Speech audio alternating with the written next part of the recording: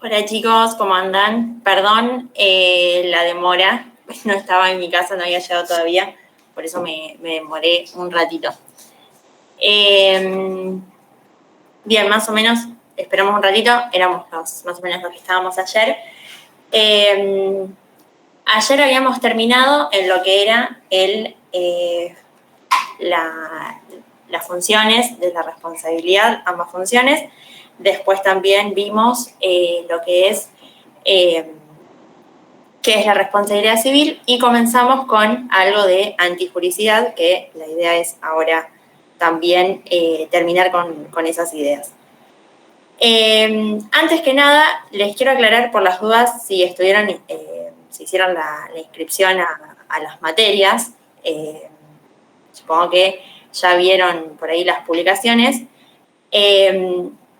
Les hago la aclaración, si en el guaraní les aparece pendiente o activo, significa que quedaron, y si dice baja, por ahí quienes ya se habían inscrito, eso es algo nuevo, si les dice baja significa que no quedaron. Lo que nosotros publicamos es que hubo un problema en la contabilización de las listas de espera, de la cantidad de materias de las personas que quedaron en lista de espera. Entonces, si están en lista de espera, eso puede ser que se modifique y que estén en distinto orden o que haya alguna modificación con eso. Pero lo que sí nos dijeron de estudiantil, para que se queden tranquilos, es que si ustedes se anotaron en una comisión que dice ingresan todos ingresan y no va a haber ninguna modificación ahí. Así que fíjense eso, chequéenlo, pero había errores respecto a la cantidad de materias de las personas, hay unos errores también ahí con los promedios, eso se va a solucionar y probablemente se publique hoy o muy tarde o directamente mañana. Así que estén atentos a eso. Si alguno tiene dudas con qué es la lista de espera y eso, avísenme cualquier cosa y lo aclaramos, pero no quería dejar de decirles eso. Bien, mientras les comparto, díganme si quedó alguna duda, si tienen... yo tenía la compu silenciada, perdón. Si tienen alguna duda o algo, díganme mientras comparto. Ahí está. Creo que ahí ya se ve bien. Bien, ya vamos dando comienzo. Como mencionamos ayer, antijuricidad es el primero de los presupuestos de la responsabilidad civil y es uno de los más importantes porque ya mencionamos que dentro de lo que es la responsabilidad civil siempre hablamos de esos daños, esos perjuicios que se causan sin que estén justificados, es decir, que sean antijurídicos. Fíjense que acá menciona el 1717 que es cualquier acción o omisión que cause un daño a otro va a ser antijurídica si no está justificada. Y algo que ayer me faltó por decirles es esto del concepto puramente objetivo, es algo que tienen que diferenciar de lo que es la culpabilidad, respecto a que va a haber daños, hay conductas, que van a ser, por ejemplo, antijurídicas, pero también está el concepto de que no hay daños antijurídicos, ¿sí? Siempre las conductas entendemos que van a ser antijurídicas y ahí podremos ver a quién vamos a responsabilizar. Pero acá lo que vemos es que el daño, o sea, ese resultado dañoso es lo que es antijurídico. ¿Por qué? Porque el otro no tiene por qué soportarlo porque no está justificado. Por eso, la contracara de la antijuricidad son las causales de justificación. En antijuricidad no hay eximentes, hay causales de justificación. Eso, acuérdense. Lo que son eximentes los tenemos dentro de lo que son las factor de atribución y después también las podemos mencionar en nexo de causalidad, ¿sí? Pero acá siempre hablamos de causales de justificación porque justifican ese daño que se cometió. Respecto a esto, sobre que las conductas son antijurídicas y no tenemos presente la voluntariedad del sujeto, no hablamos de subjetividades ni del sujeto, tenemos como ejemplo los daños que causan las personas menores de edad, ¿sí?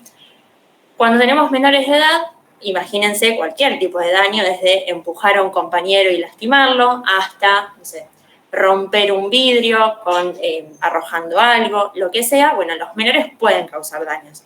El tema es que esas conductas son antijurídicas, pero esos sujetos, que son menores de edad, puede ser que no tengan culpabilidad, es decir, que no se les pueda reprochar esa conducta. ¿Cómo sabemos eso? Lo tiene directamente el Código Civil y Comercial. Ustedes seguramente lo vieron en privado cuando hablamos del discernimiento, ¿sí?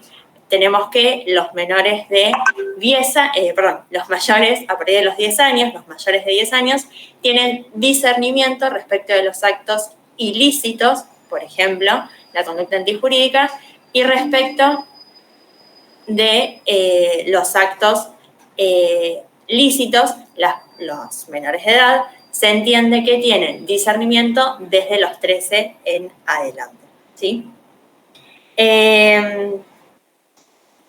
Bien.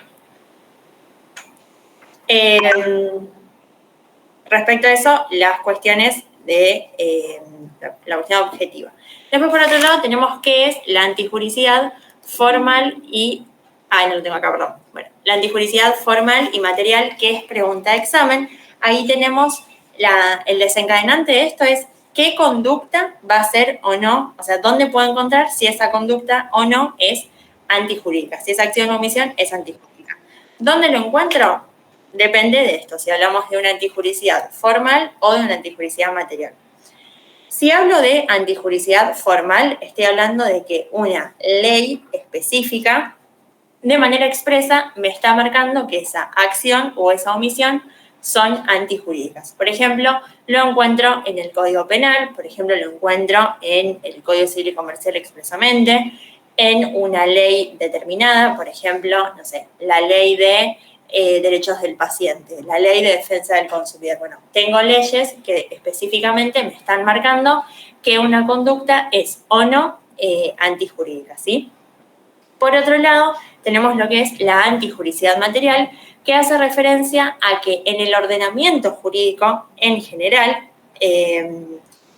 se encuentra comprendida esa prohibición, ¿sí? Acá puedo hablar de los usos y costumbres, de la moral y el orden público. No hablo acá de una ley en específico, sino que hablo de que en la antijuricidad material son los principios fundamentales del derecho los que me marcan la cancha, por así decirlo, los que me marcan si esa conducta es o no antijurídica. ¿Qué pasa? Hoy las conductas humanas la sociedad en sí, fue avanzando muchísimo y hoy hay un cambio esto pueden agregarlo en la respuesta, hay un cambio de paradigma a lo que es siempre ir por el lado de la antijuricidad material. Siempre puedo justificar que esa acción o esa omisión fue antijurídica respaldándome en la antijuricidad material. ¿Por qué? Porque es más genérica, porque hablamos de que tiene mucho más alcance, hablamos de esto de que puedo encontrarlo en los principios fundamentales, en la moral, las buenas costumbres, es mucho más amplio, entonces me va a ser mucho más sencillo justificarme en eso. Imagínense ustedes, por ejemplo, ahora el uso que se está haciendo de la inteligencia artificial. Bueno, la realidad es que nuestras leyes, por lo menos en Argentina, han quedado bastante obsoletas respecto del uso de estas herramientas. Prácticamente no sé si hay alguna normativa que se adapte específicamente a ello. Pero bueno, si supónganse que hay un video, vieron que se pueden modificar las voces o las imágenes, lo que sea. Si por ejemplo, Anastasia se viraliza, por ejemplo, un audio en el que denuncia algo, pero que ella en realidad nunca lo hizo. Bueno, ella podrá denunciar esa conducta respaldándose en el cómo se hizo esa acción, que es mediante la inteligencia artificial, bueno, mediante la antijuricidad material, ¿sí? Respaldándose en los principios del derecho. Y así, por ejemplo, con cada conducta que ustedes vean que no hay una ley específica que hable sobre eso. ¿Qué es importante de esto? Que la antijuricidad material no es que tengo que elegir si hay antijuricidad formal o material, sino que no son opuestas. Simplemente lo que dice ahí Pizarro es que la antijuricidad material como que la desborda. ¿Por qué? Porque es más amplia. Es como que se la come, por así decir, la desborda, la alcanza totalmente, porque incluso dentro de la material estaría incluida la antijuricidad formal. Después otra cuestión respecto a esto de la antijuricidad material y la formal es que, por ejemplo, una de las diferencias que encontramos entre el derecho penal y civil es que en el derecho penal la antijuricidad es bien taxativa, ¿sí? Dice, el que matare a otro tendrá una pena de tanto. Bueno, en el derecho de daños, en sí, en lo que es el Código Civil y Comercial y las leyes las leyes civiles, la antijuricidad está marcada de una forma más general. No hay, por ejemplo, en la Ley de Defensa del Consumidor, que se protege a los consumidores, bueno, no hay una normativa específica que diga que si te resbalás en el supermercado porque no está la barrera que dice no pasar por acá porque el piso está resbaloso, hay una indemnización. No, se llama deber de seguridad y desde allí puedo marcar la antijuricidad, ¿sí? Esa es una de las diferencias que pueden marcar con el derecho penal. Bien, creo que no falta mucho más que eso. Acá tenemos lo que son las causales de justificación, ¿sí? Como les repito, para los que por ahí recién se unieron, en antijuricidad, si yo quiero, o sea, si a mí me denuncian, a mí me exigen una indemnización y yo me quiero defender, tengo que ver qué puntos de esa demanda puedo atacar, ¿sí? Bueno, si hablo de la antijuricidad, puedo buscar lo que son causales de justificación. Tenemos 3 causales de justificación, por ejemplo, el ejercicio regular de un derecho, la legítima defensa y, por último, también lo que es el estado de necesidad. Cuando hablamos del ejercicio regular de un derecho, hablamos de cualquier derecho que una persona esté ejerciendo sin que esa conducta sea abusiva, ¿sí? Ahí pueden englobar un montón de situaciones en las que, ahí también tenemos que remontarnos un poco a lo que es privado parte general, pero acá se engloban todas aquellas situaciones en las que si yo estoy cumpliendo con un deber propio que se me es asignado o estoy cumpliendo con una obligación, siempre que no ejerza mediante ese ejercicio un ilícito, es decir, si yo estoy cumpliendo funciones que una ley me lo exige o si estoy ejerciendo un derecho que tengo, siempre que no cause un ilícito, voy a ser respaldado por esta causal de justificación, porque estoy ejerciendo regularmente un derecho. Siempre tiene que ser en el uso regular de un derecho. Por ejemplo, la propiedad privada, supongamos, en los casos en que, siempre se pone de ejemplo, el caso en que hay supónganse, no sé, un limonero, un árbol de paltas, lo que sea, en el que hay una rama que justo tiene los limones, las paltas, lo que sea, y la persona de la casa donde está ese patio con esa rama se queda, por ejemplo, con alguno de esos frutos. Bueno, es parte de su propiedad privada. Después, imagino que algunos deben estar estudiando reales también, ahí lo verán bien, pero ese sería un ejemplo. Si tienen prácticos sobre esto y ustedes creen que la pregunta está encauzada hacia lo que es ejercicio regular de un derecho, siempre fíjense que esa conducta se esté ejerciendo de forma regular y no de forma abusiva. Acá ustedes tienen que recordar lo que vieron en privado respecto a el ejercicio abusivo de los derechos, ¿sí? Bien. Espérenme un segundo.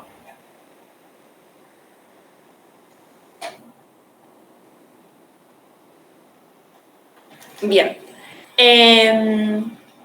Por otro lado, si tienen alguna duda, me dicen. Siempre, en esto de que sea de forma regular y que no sea de forma abusiva, siempre tenemos que rescatar el principio de no dañar al otro, del ne minere, ¿sí? Siempre recordando eso. Estén atentos en los prácticos porque por ahí, no sé, tiene que ver con la persona que, no sé, está escuchando música, que trabaja, que siempre les marca que está haciendo una determinada acción, que está ejerciendo un derecho o está cumpliendo con una normativa. Y que mediante ese cumplimiento de la normativa, mediante ese derecho que ejerce, termina perjudicando a otro. Bueno, ¿en qué límites? Fíjense, ahí va a estar la respuesta, entre qué límites tiene que manejarse para no cometer un daño. Después tenemos lo que es la legítima defensa propia o de terceros, ¿sí? Ahí en esos casos tenemos varios puntos que tenemos que aclarar. Fíjense que en primer lugar, punto número 1, la legítima defensa puede ser en defensa propia o de terceros, cuando una persona colabora, por así decir, para defender a un tercero. Después tenemos que esos medios tienen que ser racionales y proporcionados, que tiene que haber una agresión, no tiene que haber provocación, y después tenemos la cuestión de la reparación de ese tercero que se mete en la situación. En primer lugar, como les mencioné, acá podemos hablar de un montón de ejemplos y siempre se va a vincular bastante lo que es el derecho penal porque está sumamente relacionado a la figura del derecho penal de la legítima defensa, que ya van a tener tiempo para renegar bien con eso. Pero acá dentro del derecho de daños hablamos de estas pautas. En primer lugar, tenemos que tiene que existir una situación de una agresión ilegítima y que sea actual o inminente. ¿Qué quiere decir actual o inminente? Que, en un ejemplo, si yo con Mel, que veo acá, discuto ahora en este momento, para mí ella no tiene la razón, yo me enojo porque opinó tal cosa en el Meet de daños y, no sé, ella me termina amenazando. Bueno, pasa y yo 8 meses después, cuando ya nunca más me la crucé, nunca más entablé ninguna charla con ella, le ejerzo, digamos, alguna violencia física, le pego, no sé, en la calle, la empujo en la calle, la defiendo de algo, supongamos. Bueno, en esos casos no hay una agresión actual o inminente. Ahí lo que tiene que ver con la actual y lo que sea actual e inminente, tiene que ver con que la situación de peligro siga siendo existente, ¿sí? Tiene que subsistir ese peligro. Ahí, por ejemplo, podemos mencionar los casos de violencia de género, por ejemplo. Siempre se habla mucho de estos casos porque siempre existe esa amenaza y es continua, digamos. Si hay un primer episodio de violencia de género, uno segundo, uno tercero, bueno, en el cuarto tal vez, supongamos que el episodio no tiene un determinado contexto de violencia, pero hay tantos episodios anteriores que esa persona puede, o sea, jurídicamente va a estar englobada en un episodio de violencia o agresión actual e inminente. ¿Por qué? Porque persiste ese peligro. Distinto es este caso que yo les decía. Yo me peleo con alguien, no sé, supongamos en la puerta de un boliche, y 1 año y medio después yo me quiero defender de esa agresión que pasé hace 1 año y medio. Bueno, no voy a estar amparado en la legítima defensa. Tiene que haber que sea actual o inminente. ¿Cuál es el razonamiento de esto? Que si todo estaría legitimado, estaríamos no en un estado de derecho, sino en un estado de que esté permitida la venganza o la justicia por mano propia, ¿sí? Ese sería el fundamento. Otro de los puntos que tenemos que tener es que exista ausencia de provocación suficiente por parte del defensor. Es decir, si yo, sigamos con los golpes, supongamos, yo peleo con Mel, inicio esa discusión de puños, supongamos. Mel me responde porque se está defendiendo y yo de vuelta la golpeo. Bueno, en esos casos, si yo inicié ese episodio de violencia, ese episodio de amenaza, de peligro, no puedo ampararme en la legítima defensa, ¿sí? Siempre va a ser amparado por la legítima defensa la persona que no inició ese episodio. Y siempre hablamos de los márgenes de la razonabilidad, ¿sí? Siempre nos tenemos que marcar en la razonabilidad para comprender en ese episodio de dónde surge esa reacción agresiva, ¿sí? Por otro lado, que es el punto más importante, en el que si alguno se anotó a cursar penal 1, lo van a ver un montón y van a renegar un montón, es que el medio utilizado sea racional y proporcionado, ¿sí? Tiene que haber proporcionalidad entre la defensa y el medio que se utilizó para la agresión. En un ejemplo simple y claro, si a mí me golpean con las manos, o sea, hace un golpe de puño o una piña, tengo que responder de la misma forma, supongamos. Si las personas, por ejemplo, tienen la misma contextura física, no va a ser lo mismo que, no sé, un boxeador importante ahora, pero que me pegue a mí que esa persona discuta con otro boxeador que tiene la misma contextura física. Otro ejemplo, si recibo un golpe de puño, una piña, y yo respondo con un arma de fuego, bueno, no hay proporcionalidad. Depende de un montón de factores. Acá siempre suelen ser bastante sencillos los ejemplos. Como les digo, en Penal 1 se pone un poco más fino el lápiz y hablan bastante sobre cuándo hay razonabilidad en los medios. Pero siempre tiene que ver con esto de que si son situaciones de violencia, bueno, si se usan armas de fuego, que el otro utilice armas de fuego sería proporcional y así, ¿sí? Si ambos hacen golpes de puño, bueno, si quien se defiende utiliza arma de fuego, ya deja de ser proporcional y así. Después también tiene que tener en cuenta, como les dije, quién es la persona que se defiende, contextura física y un montón de parámetros. Lo mismo, por ejemplo, esto de las situaciones de peligro, ¿sí? También va a tener que ver con esto de la razonabilidad.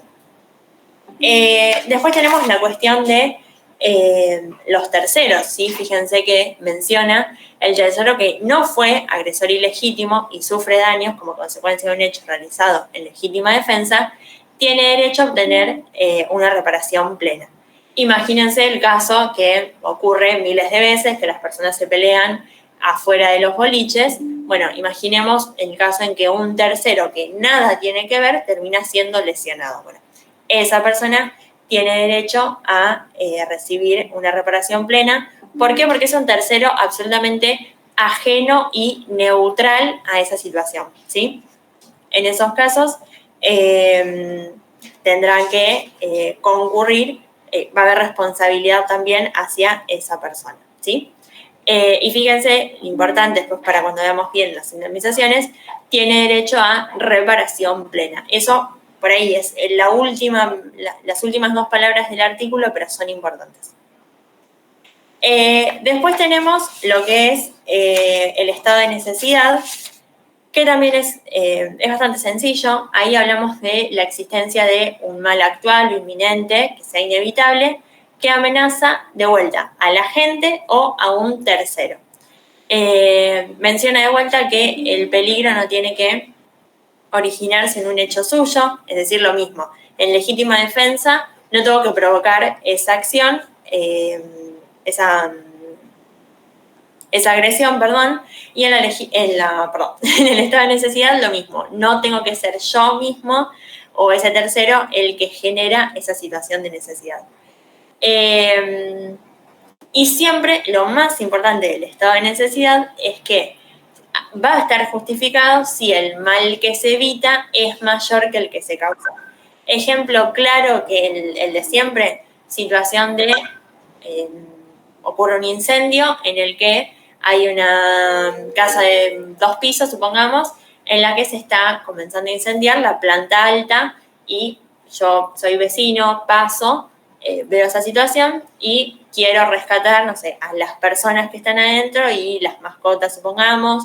Quiero, obviamente, también apagar el incendio. Bueno, la casa está cerrada, ¿qué hago? Bueno, rompo una ventana, rompo las puertas, lo que sea que haga. Ese mal que estoy causando, que es romper una propiedad privada, va a estar legitimado en que yo estoy evitando un mal mayor, que es el incendio, los daños físicos que podrían causar esas personas, los materiales propios del incendio de la casa y así. Siempre lo más importante va a ser esto de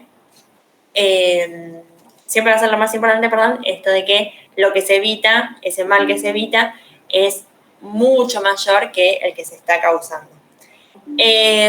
Siempre hablamos también, recuerden, de situaciones en las que el propio agente, la propia persona que comete ese daño que está justificado, él mismo se encuentra en esa situación o un tercero, por ejemplo, esto que yo les mencionaba de el vecino.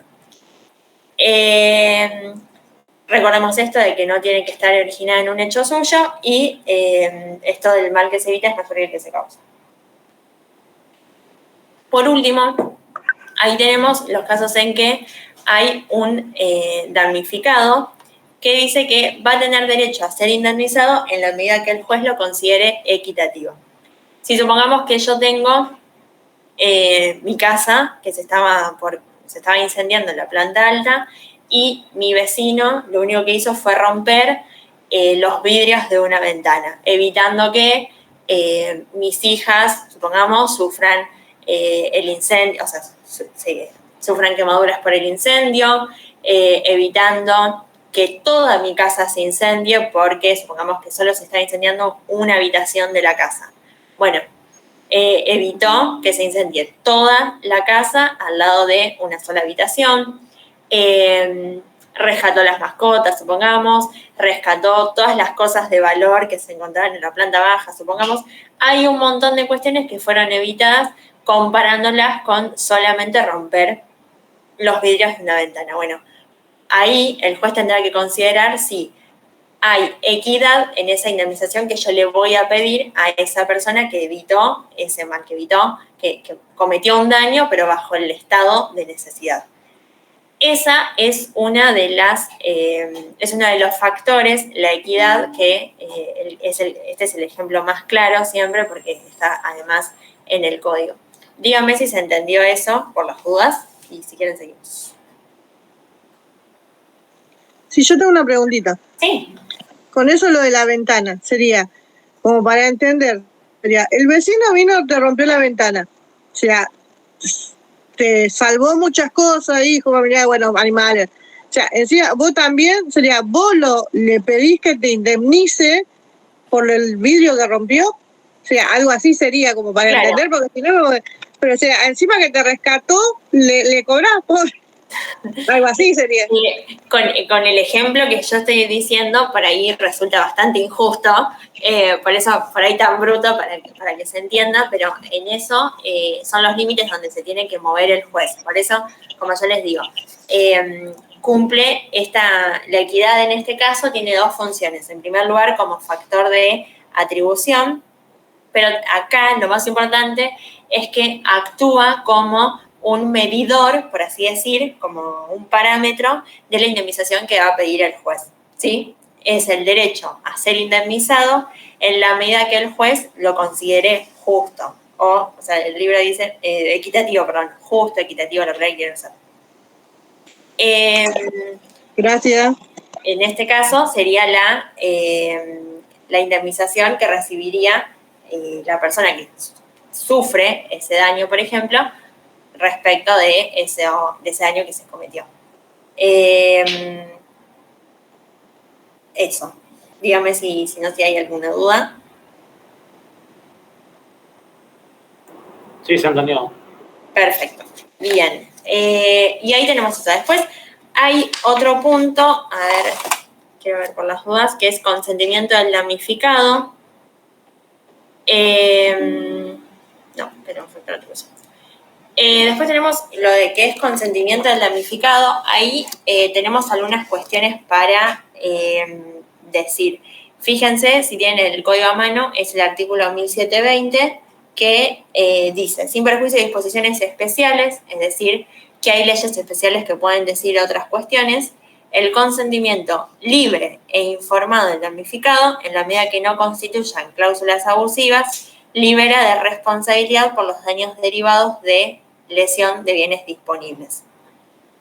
¿Qué es esto? Los casos en que tenemos una exposición voluntaria a una situación que pueda generar un daño, que hay un peligro de daño y que hay un grado de probabilidad de que ese daño se cometa. Por ejemplo, cuando practico boxeo, creo que hay un MMA, creo que se llama el deporte, cero a la izquierda yo con los deportes, pero esos deportes que se llaman de contacto, en los que generalmente pueden ocurrir, o sea, generalmente es muy grande la potencialidad de que se cause un daño. Entonces, mediante este artículo, yo estoy justificando que haya daños que se puedan llegar a cometer, en este caso, por ejemplo, en el deporte, con mi físico, ¿sí? Porque practico un deporte. Por otro lado también hablamos de una situación específica a la que yo sé que se va a cometer un daño. Por ejemplo, una cirugía, ¿sí? Una práctica quirúrgica en la cual yo sé que, por ejemplo, me van a abrir la panza, supongamos, re bruta como estoy hablando, que, no sé, van a sacarme el apéndice, bueno, la operación que sea, yo estoy legitimando, o sea, estoy dando mi consentimiento respecto de algo que indefectiblemente, que sí o sí, a mí me va a causar un daño. Por ejemplo, una operación, ¿por qué? Porque a mí me van a hacer una lesión a mi cuerpo física, que va a ser, por ejemplo, abrirme, lo que sea. Bueno, de ahí sale mi consentimiento. Me da algunas pautas, que es que el consentimiento sea libre, que sea oportuno e informado. Oportuno quiere decir que ese consentimiento tiene que ser brindado antes de exponerme a esa situación de potencial daño. Por ejemplo, antes de comenzar a participar de ese torneo de boxeo, antes de la operación quirúrgica. Que sea libre quiere decir que la persona cuente con discernimiento, intención y libertad. Fundamentalmente hablamos de que va a haber libertad, efectivamente, en los casos en que haya una paridad de las personas entre la que firma y aquella que lo hace firmar, ¿sí? Si yo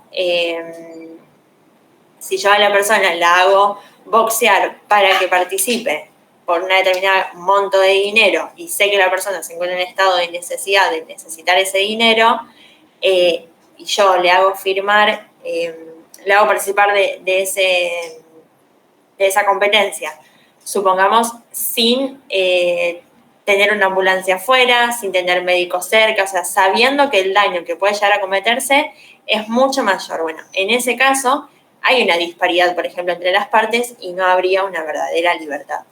Y también, por último, el consentimiento también tiene que ser informado, es decir, la persona tiene que recibir información real, veraz, tiene que ser en un lenguaje totalmente comprensible, además de esto de que sea oportuna, que sea brindada antes de esa situación. Y también la información tiene que ser suficiente, tienen que darme todos los parámetros de ese daño al que yo me estoy exponiendo y cuáles son los riesgos que conlleva. Y por último, no tiene que ser abusiva. También recuerden que el código menciona en el artículo 56, anótenselo para leerlo después, respecto a que el código no avala, están prohibidos todos aquellos actos de disposición del propio cuerpo que ocasionen una disminución de la integridad que resulte contenerse la ley, la moral, las buenas costumbres, excepto que sean para mejorar la calidad de vida de la persona. Y también, por ejemplo, recuerden que están prohibidas las prácticas de investigación en las personas, por ejemplo. Este artículo 56 es uno de los que se quería cambiar en la ley Ómnibus y después, bueno, ahora volvió para atrás todo, pero era uno de los que más ruido hacía. Léanlo por las dudas porque también tiene que ver con esto. Y también en uno de los exámenes se había preguntado qué diferencias tenía, si no recuerdo mal, con la ley de... Se los hacía relacionar con la ley de derechos del paciente, o no me acuerdo si me estoy confundiendo con privado, pero la cuestión tenía que ver con que en este artículo no está mencionada, por ejemplo, la edad de las personas, ¿sí? Si un menor de edad tiene que justificarlo o no, ustedes sepan esto, con esto van a estar bien. ¿Alguna pregunta que quieran hacer? Cami, sí, yo, perdón. El artículo de consentimiento del damnificado, ¿podrías decir el número? Porque me parece... Sí, perdón. Es el 1720. Ahí estamos, gracias. Después, no, de nada. Después también cuando, sí, no sé si lo leyeron, todo lo que es responsabilidad en el deporte, ahí tienen dos cuestiones fundamentales. Este artículo y fallo Mosca. que también es importante en responsabilidad del Estado. Pero este artículo, si ya hoy termina el grupo y lo ponen a leer, lo resumen, lo entienden bien, ya tienen una gran parte de lo que es responsabilidad en el deporte. Después quedan los daños que se ocasionan a las personas en el espectáculo deportivo, por ejemplo. Espérenme un segundito. Bueno. Bien, después tenemos lo que es el factor de atribución, que acá tenemos lo que es la unión de las consecuencias dañosas a una determinada persona. Es decir, el hecho, la consecuencia dañosa, es decir, la lesión física, el incumplimiento de un contrato, lo que sea que haya pasado que tenga como resultado un daño, lo ato, lo relaciono, la palabra que se les ocurra, a una determinada persona. Por ejemplo, Camila fue quien es la responsable de tal accidente, ¿sí? De tal incumplimiento contractual. Y acá lo que sí vemos es no es ya objetivo lo que estamos analizando, sino que es valorativo, ¿sí? Menciona que, como les dice, en virtud del cual el ordenamiento jurídico impone la imputación de las consecuencias dañosas del incumplimiento obligacional o del hecho ilícito a una determinada persona, ¿sí? Esas consecuencias a esa determinada persona, ¿para qué? Para que responda. ¿Por qué? Porque se las voy a imputar. O sea, vos, Camila, sos, vamos a decir la palabra culpable, la responsable de tal incumplimiento contractual, de tal hecho ilícito, ¿sí? Si ese juicio de valoración que yo estoy haciendo es positivo, voy a tener la noción de que hay efectivamente factor de atribución de la responsabilidad respecto de determinada persona.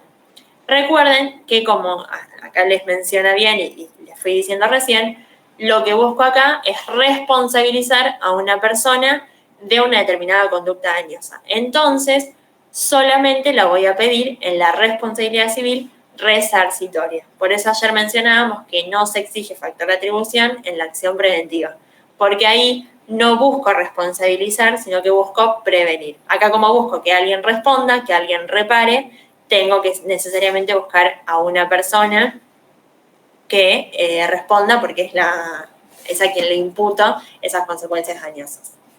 ¿Se entiende bien qué es? Por las dudas. Sí. Perfecto. Bien. Esperen que un segundo. Acá.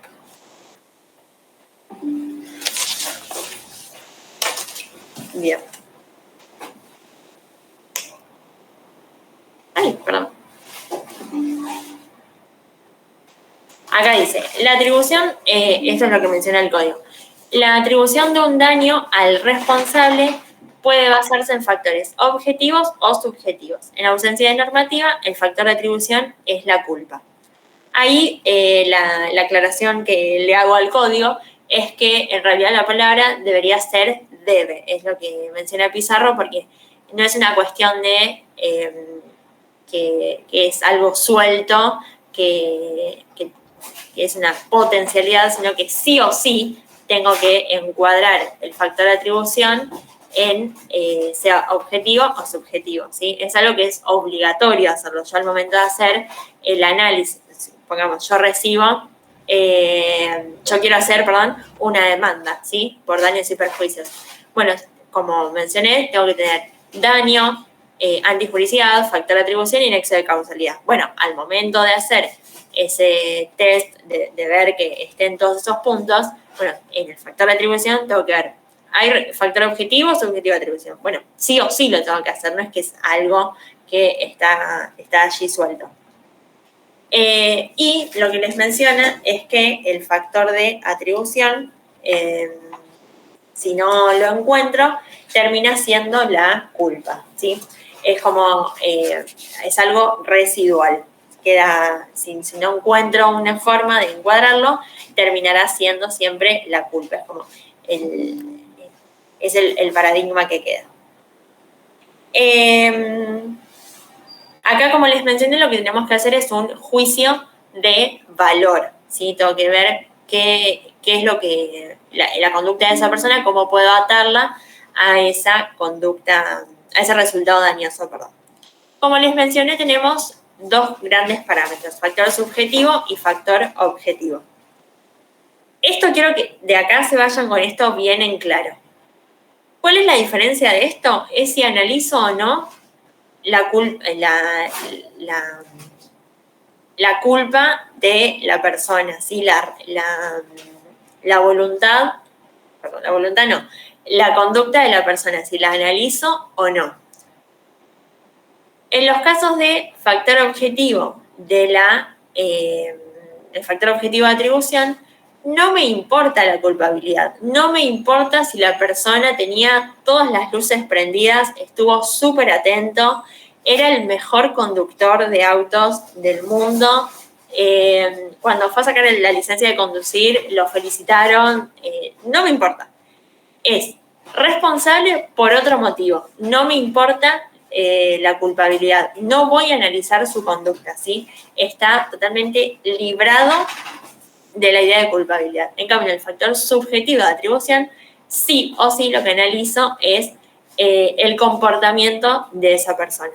De acá se tienen que ir con eso claro, y si eso no se comprende, yo me voy a sentir mal, ¿sí? Entonces, váyanse bien con esta idea. El factor subjetivo, lo que yo necesito saber es, en primer lugar, ¿qué puedo saber sobre la voluntad de la persona? Y si hay voluntad, ahí veo qué le puedo y cómo reprochar, ¿sí? Vamos con eso. En el factor subjetivo tengo dos grandes puntos que son la culpa y el dolo. Esos son los dos únicos factores subjetivos de atribución. ¿Qué presupone esto? Bueno, que la persona, que ese agente, como se dice en esta materia en realidad, sea el autor de ese hecho ilícito o de ese incumplimiento contractual, y que sea sea, digamos, propia de su responsabilidad. En primer lugar, tengo que hacer un juicio de imputabilidad, que es, o sea, al momento de analizar la conducta, primero tengo que analizar esto, ¿hay o no voluntad? Entonces ahí lo que analizo es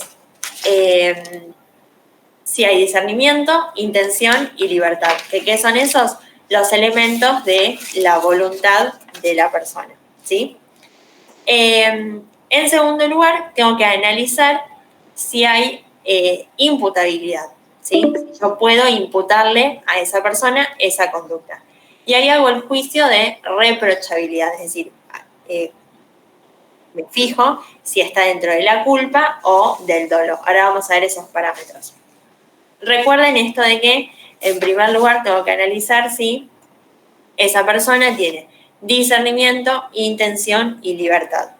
Si eso no está, no puedo avanzar al otro nivel. Es decir, supongamos que estos son, que estamos en un juego y el primero es el primer nivel y el otro es el segundo nivel. Si yo no paso el primero, el otro está bloqueado. El otro es como que no puedo hacerlo, ¿sí? Eso en primer lugar. ¿Por qué? Porque si no puedo imputárselo porque no hay voluntad, no voy a tener forma de adjudicarle esa responsabilidad, ¿sí? ¿Se entiende? Sí, Camila. Perfecto. Cualquier cosa me dicen bien. Después tenemos, como les mencioné, el factor objetivo de atribución, que es donde no me interesa si la persona tenía voluntad, si no tenía voluntad, si la persona era un 10 en todo, era súper atento, va a tener que responder igual porque así lo dice la norma, ¿sí? Fíjense que dice la atribución de responsabilidad, que va a derivar acá también de incumplimiento contractual o obligación de deber de no dañar, se realiza en parámetros objetivos de imputación con total abstracción de idea de culpabilidad. No me interesa la culpa en este caso. ¿Cuáles son los factores objetivos de atribución? Bueno, son riesgo creado, garantía, deber calificado de seguridad y falta de servicio. Fíjense también, el artículo les dice que en estos casos la culpa de la gente es irrelevante, no me interesa cuando le quiero atribuir responsabilidad. Y en esos casos, ahí sí tenemos los eximentes. Si yo me quiero deslindar de toda responsabilidad, tengo que demostrar causa ajena, es decir, caso fortuito, fuerza mayor, hecho del tercero por el que no debo responder o hecho de la propia víctima. Mediante esos 3 puntos yo me puedo deslindar de todo o de una parte de la responsabilidad, ¿sí? También hay factor objetivo de atribución si yo estoy dentro de lo que es una obligación de resultado. Si yo me comprometo a que voy a pintar una casa y va a quedar de tal forma porque usé tal material y sí o sí te prometo este resultado, si no cumplí con esa obligación, voy a responder por el factor objetivo de atribución, ¿sí?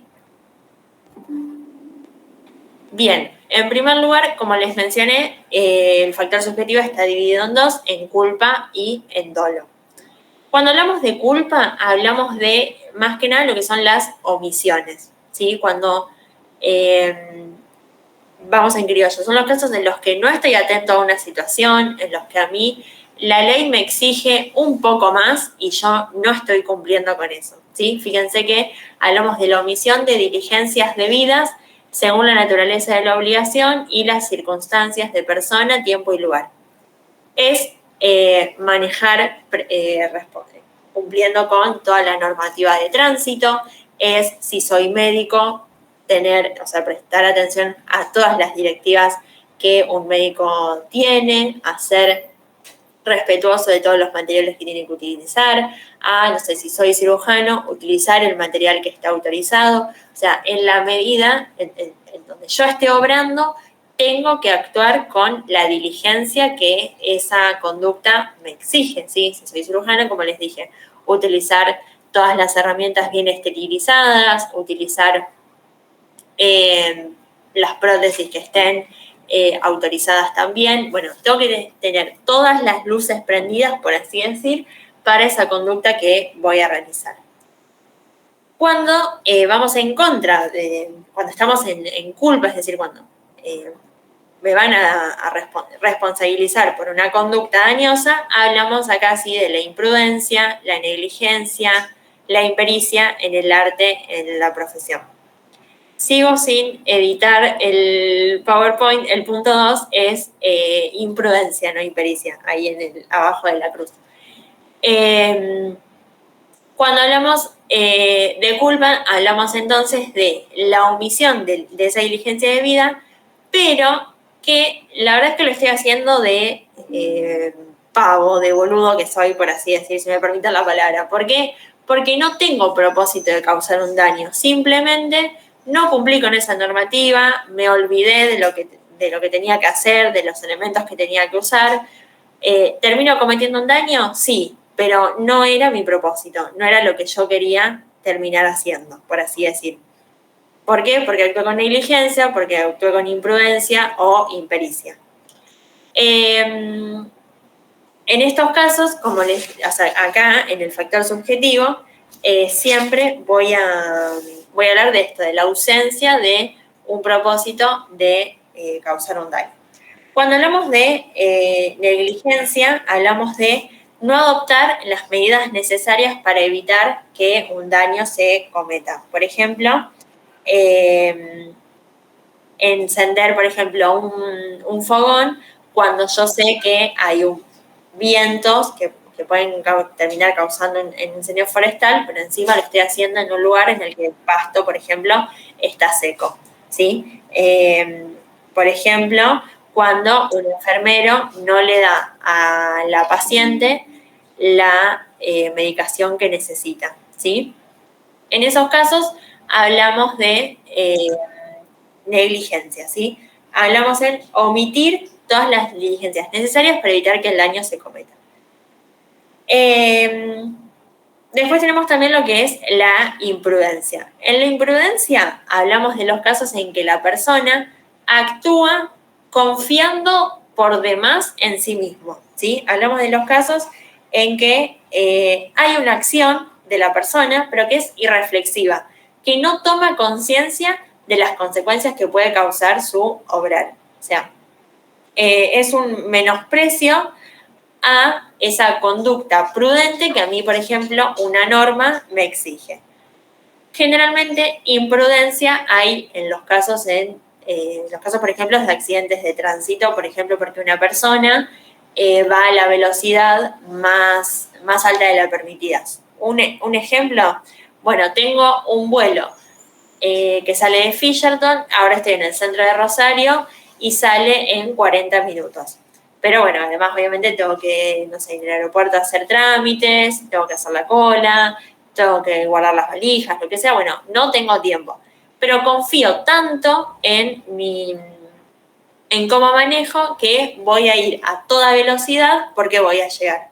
Porque no me importan las consecuencias que pueda causar, porque como manejo bien, no voy a causar accidentes de tránsito.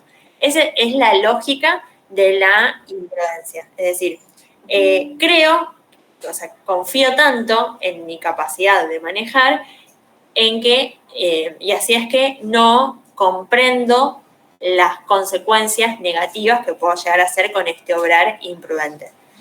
Y por último, la impericia del alto de la profesión es un poco más fácil porque ahí queda centralizado a determinada profesión o a determinado arte, ¿sí? Por ejemplo, si un arquitecto o un ingeniero hacen mal los cálculos y terminan por hacer mal una obra, por ejemplo, o cuando, esto que yo les mencionaba, un cirujano plástico, supongamos el caso de Silvina Luna, utiliza implantes que no son los aprobados o un material que no está autorizado o, no sé, un material que la persona no autorizó o no quería ese tratamiento, supongamos.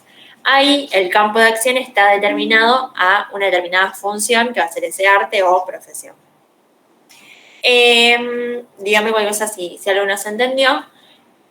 Lo que necesitamos entonces en la culpa es imputabilidad de la gente y la voluntariedad del acto. Ambos puntos que los vimos antes en ese desbloqueo de niveles que ya les mencionaba. Recuerden esto de que no es lo mismo.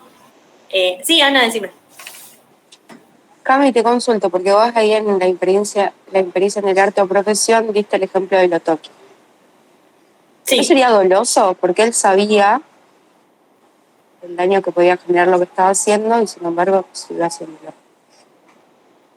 Sí, es cierto. Porque en ese caso hay que ver ahí lo que es el propósito de causar un daño. Vamos con otro ejemplo entonces. En el caso de la impericia, vamos, por ejemplo, también el cirujano plástico, pero que no esteriliza bien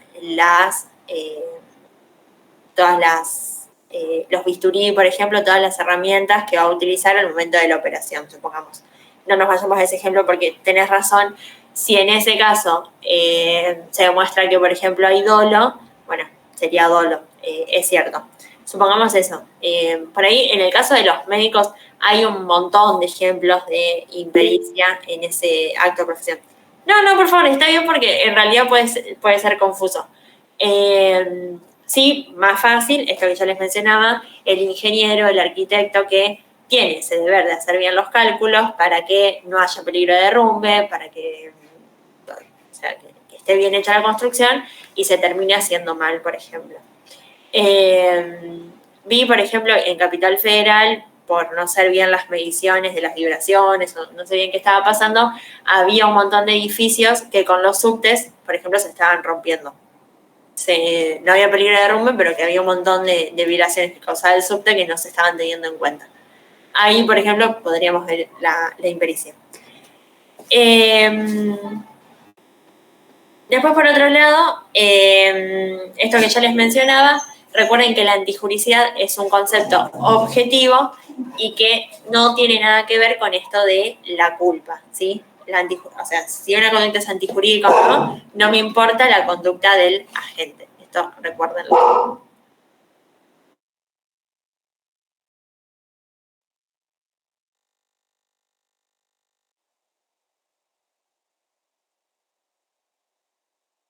Bueno, ahí tienen el artículo del factor subjetivo de la culpa, que en primer lugar les menciona que cuanto mayor es el deber de obrar con prudencia y pleno conocimiento, es más lo que se le exige a la gente. Por ejemplo, si al médico, supongamos, en el medio de una cirugía, los estándares de conducta son al 100%, o sea, es muchísimo las diligencias que se le van a exigir. ¿Por qué? Porque se puede poner en riesgo la vida de una persona. Acá hablamos, por ejemplo, también de la cuestión de quien tiene un título habilitante. No va a ser lo mismo quien tiene un título habilitante, supongamos un abogado, si yo le dejo a mi abogado, le dejo el manejo de todos mis alquileres, supongamos, porque yo no entiendo mucho de eso, y la valoración que yo, en los casos de incumplimiento que se pueden llegar a dar, va a pesar mucho más que él sea una persona con título habilitante, que tenga tantos años de ejercicio en la profesión, que es reconocido, y todas cuestiones que hacen valorar que su conducta sea mucho más exigente al momento de valorarla. También, por ejemplo, esto de la confianza especial. Si yo, por ejemplo, esto que ahí les dice, tengo que tener en cuenta el acto y las condiciones particulares de las partes. Esto que yo les menciono, si al abogado, mi abogado le delego todo, no le pregunto nada porque confío absolutamente en él, también va a haber un alto estándar de valoración de la conducta. Y después también, por ejemplo, esto que les menciona, al final, la intelectualidad de la persona, es decir, supongamos esto de que, no sé, si se graduó en Harvard o en la UNR o en la UBA o donde sea. Eso va a ser analizado en los casos en que yo contrato por esa necesidad contrato con una persona en particular que por eso la terminé contratando, por ejemplo. Ay, se está por cortar la reunión. ¿Quieren que les mande otro link y seguimos un cachito más? O si no, cortamos hasta mañana. Sí. Ahí les mando un segundo y terminamos esto, si quieren. Ya les mando.